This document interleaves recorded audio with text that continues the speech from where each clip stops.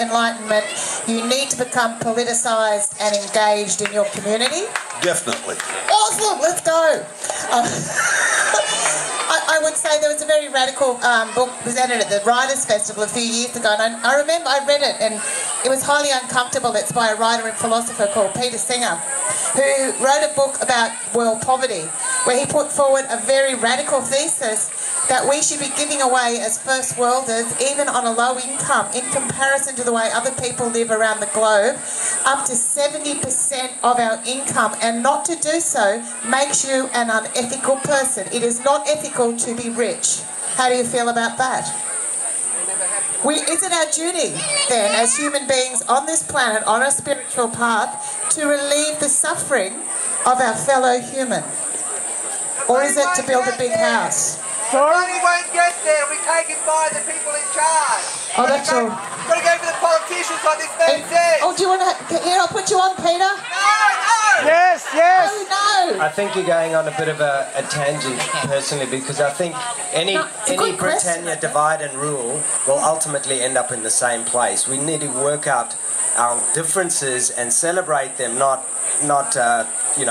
go to head. And it doesn't really matter if it's a division between rich and poor, male and female, politicians and non-politicians.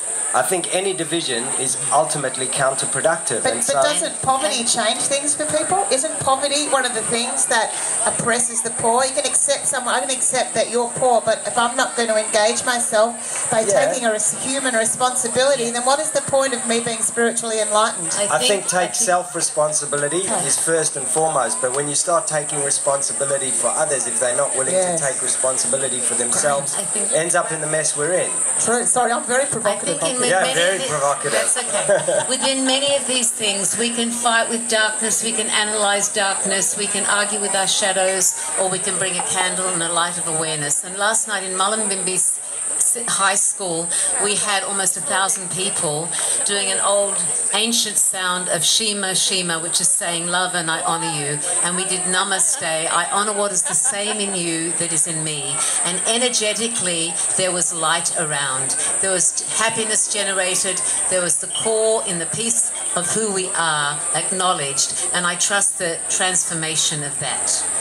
At this point in time on our panel, we are winding up through time constraints, and Uncle Harry has offered, he said, well, look, how can we integrate this? Well, we could do you a bit of a dance and you could all get involved and you could all get connected. So, led by Uncle Harry and Auntie Annabelle with the music of Uncle Lewis, you're welcome to join in a dance where somehow, somewhere in your heart, you can feel the integration of knowing that we're all here now at the One Heart Party.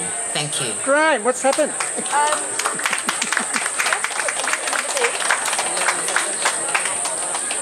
Well, so we leave it for the panel at this moment, but Mandy Nolan as MC. Graham was about to say something, but didn't happen. Ran out of time. So there you go. And then sounds good, doesn't it, baby? Wish you were there. Bunch of women. We just have, just as setting up here, Graham would just like to say something very quickly. Thank you. When I was out in the centre of Australia, I learned from the grandmothers and grandfathers on a remote community 800 kilometres from the nearest European settlement that wherever you point your mind, so life becomes. That is the power of dreaming. And if you don't dream good dreams, life will become those dreams that you dream. If you dream about little gadgets, life will become gadgets. But if you dream dreams large enough for all of life to grow into, slowly it will move in that direction and we can slowly repair the garden. Thank you, Graham, and thank you very much to the elders. Can we have a hand? And thank you today. Thanks for calling last minute. It was really sweet. I would have liked to, but yeah. Daniela, well now, we don't want to leave you saddened. I don't want to leave you asleep. With my ancestors. Because you forget straight away, you won't listen when you've been in there. Look, we're gonna, when I'm going away and Lucy, and we want you to be happy. So we're gonna do a little something that's, I'm gonna say, oh yeah, well, they're happy. Because I want a happy journey back to where I come from. So, I just want to tell you a little story. This is where we're going to start it. You can creep up and get ready to come into the action, right? This little thing is called How the Kangaroo Dance Was Born. Okay. Guruman was a young kangaroo. For late in the evening, he came down to drink by the waterhole. And as he drank, he listened. For somewhere out there behind the bushes, there was a chant, stomping with the feet on the ground. Women folks, boys and girls, were beating on milk tins that was covered with the skins of animals. For they made little drums out of these milk tins. There was smoke through the air. It was a flame of fire. And as Guruman looked through the bushes, he saw the men folks performing a corroboree dance. And as the men folks got up and they danced around the campfire, the women folks also got up too, and they started to join in.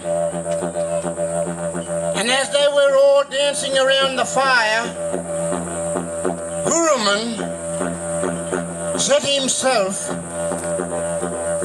to a pace that he wanted a quick takeoff, that if anyone should come by him.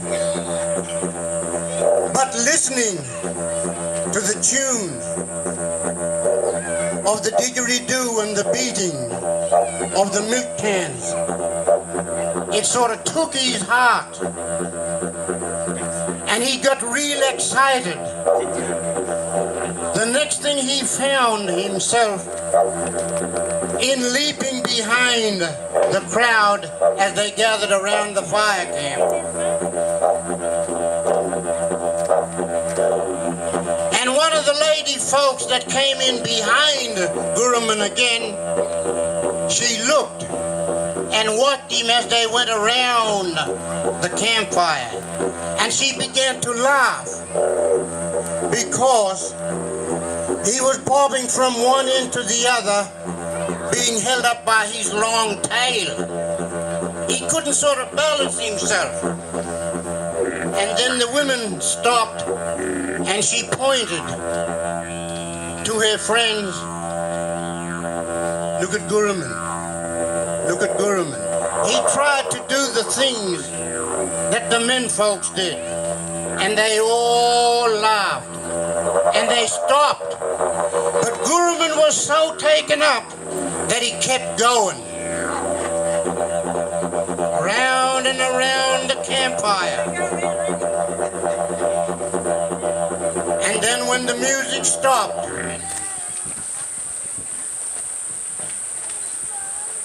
Guruman found himself by the fire.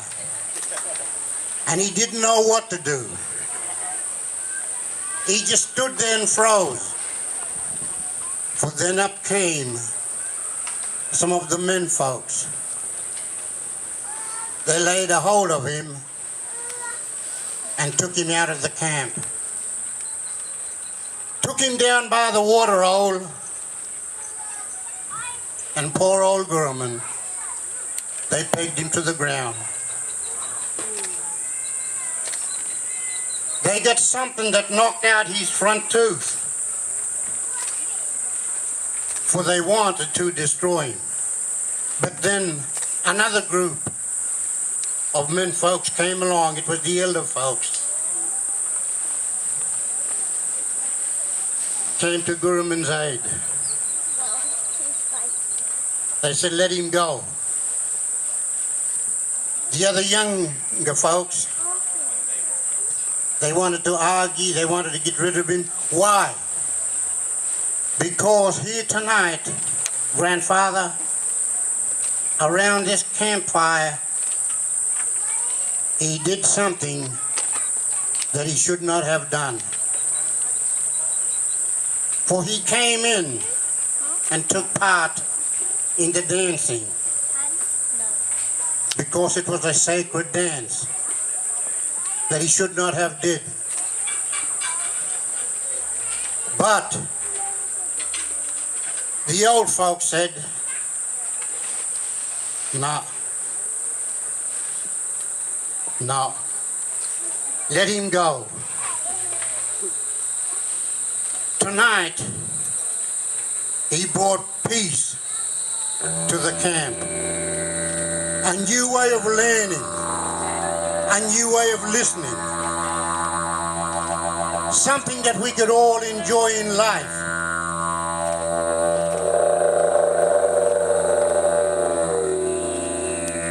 So they let Gurman go, and he went off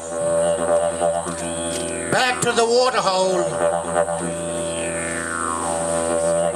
leaping, jumping, for he was happy to go back to his feeding ground. And so, grandfather told the young folks, that was just a part of how we should live. He brought to us tonight something new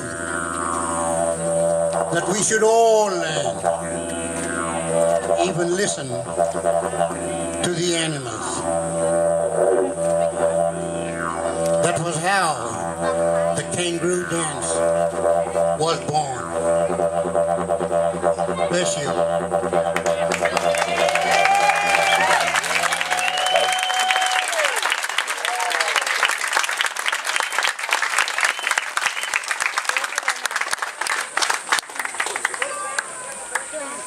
Yeah, you have to, because they're looking after you.